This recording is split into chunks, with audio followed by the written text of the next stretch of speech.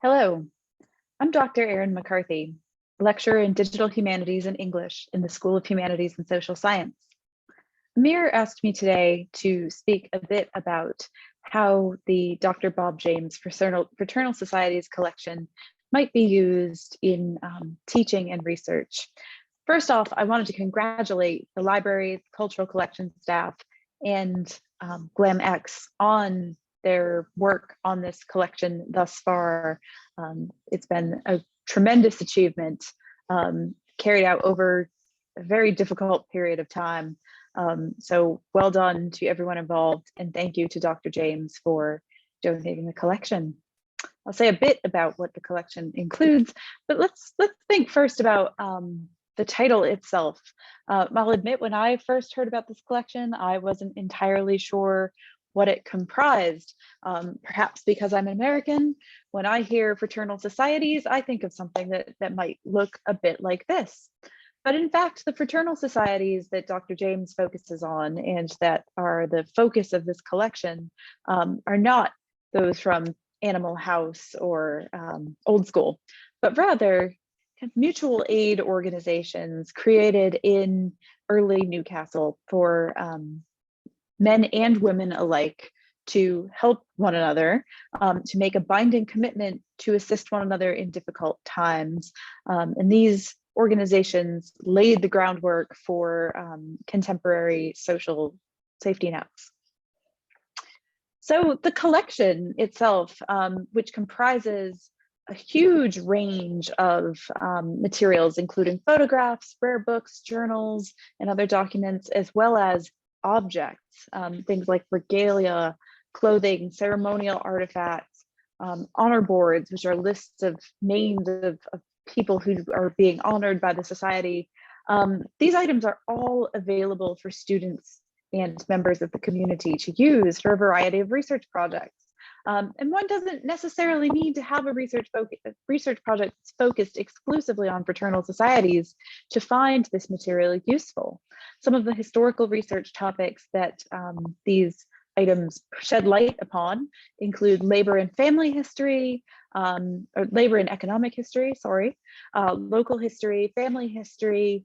I'd say some of the photos might be useful in studies of architectural history. I certainly have found that when I see them, I recognize things around my own neighborhood in Newcastle, but also histories of immigration to Australia, and particularly the Hunter region. And most surprisingly for me, gender.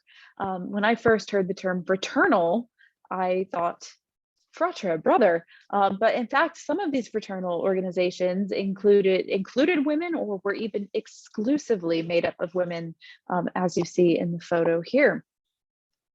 This collection is also a valuable resource in teaching methodologies, including material culture studies and things like preservation and conservation that might traditionally be seen within the remit of a library or archival training program that are increasingly important in historical research too, but also more technologically inflected skills like digitization, metadata creation, and digital curation, including the curation of data and also of online exhibitions.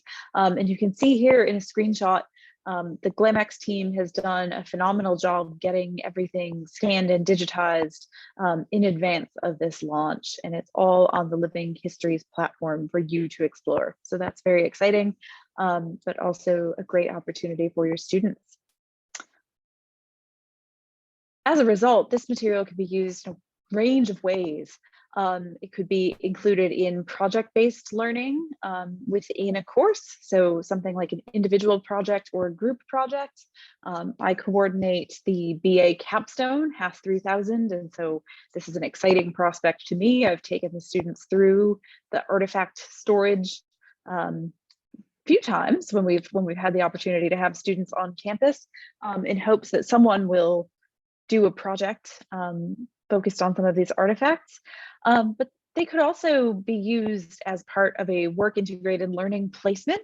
And in fact, Dr. James has generously donated $75,000 for work integrated learning. So we're tremendously grateful for that. It could be used in skills modules or courses. So if you're teaching a course where a unit on material history or handling artifacts would be useful, or even just a lesson on this might be useful. It doesn't necessarily even have to be about Australia. Just giving students the experience of working with these objects firsthand is invaluable.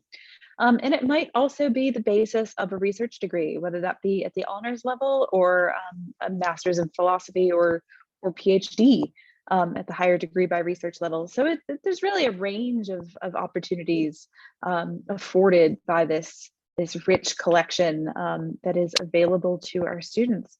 So again, we're really grateful to Dr. James, and I personally, I think I can speak on behalf of my whole school and say that we're very excited for the library team.